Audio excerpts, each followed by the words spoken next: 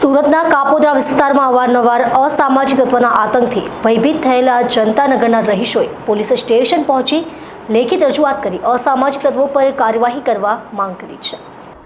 કાપોદ્રા વિસ્તારમાં નશેડી ઈસમે 17 વર્ષીય માસૂમ કિશોર પાસે રૂપિયા માંગ્યા અને રૂપિયા નહીં આપતા નશેડીયાએ આડેધડ ચપ્પુના ઘા મારી કિશોરની હત્યા કરી નાખી હતી, જે બાદ સમગ્ર વિસ્તારમાં ભયનો માહોલ ફેલાયો હતો અને હત્યાને 24 કલાક બાદ પણ નહીં વીત્યા અને બરોડા પ્રેસ્ટેજ પાસે પણ જાહેરમાં રસ્તા પર મારામારીનો વિડીયો સોશિયલ મીડિયામાં વાયરલ થયો હતો, જેથી કાપોદ્રા જનતાનગર વિસ્તારમાં રહેતા લોકોમાં ભયનો માહોલ સર્જાયો હતો। જેથી ગત મોડી રાત્રે જનતાનગરના રહીશો કાપોદ્રા પોલીસ સ્ટેશન મથકે પહોંચી અસામાજિક તત્વો સામે કાર્યવાહી કરવા માંગ કરી હતી। મારું નામ રોહિત વાઘાણી છે। કઈ સોસાયટી છે અને શું પ્રશ્ન છે તમારો? અમે જનતાનગર સોસાયટીમાં રહ્યા છીએ, જે લંબેનમાં રોડ ઉપર આવેલી છે, રસના સર્કલ પાસે। શું ઘટના બની છે તમારી સાથે? ઘટના કાલે નહીં જેવી બાબતમાં કારણ વગર બોલાવીને ફોન કરીને બોલાવેલ। મને એમ થયું કે કામ હશે તો હું ત્યાં ગયો તો કેમ મકાન ખાલી કરાવશે એમ કરીને ભાડું વાતે સીધી મારઝૂડ કરીને ગાળાગાળી કરેલી। કોણ છે મારો? હવે એ લોકોના મને નામ તો નથી આવડતા, ખાલી ભાડે રહેશે 14 નંબરની બિલ્ડિંગમાં જનતામાં। હું ખાલી એડ્રેસ જાણું છું એ લોકોનું।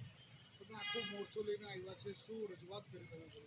બસ અમે એ પ્રમુખ પદે હું છું સોસાયટીના, તો મારી રજૂઆત એટલી જ છે કે જો મારી સાથે આ ઘટના થઈ શકતી હોય જિમ્મેદાર વ્યક્તિ ઉપર, તો આમ પબ્લિકનું શું?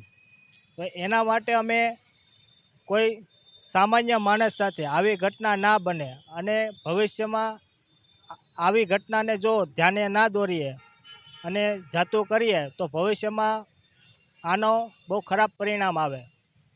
પોલીસે શું આશ્વાસન આપ્યું? પોલીસે અમને એવું આશ્વાસન આપ્યું છે અમે પૂરતી કાયદાકીય પૂરેપૂરી કાર્યવાહી કરશું।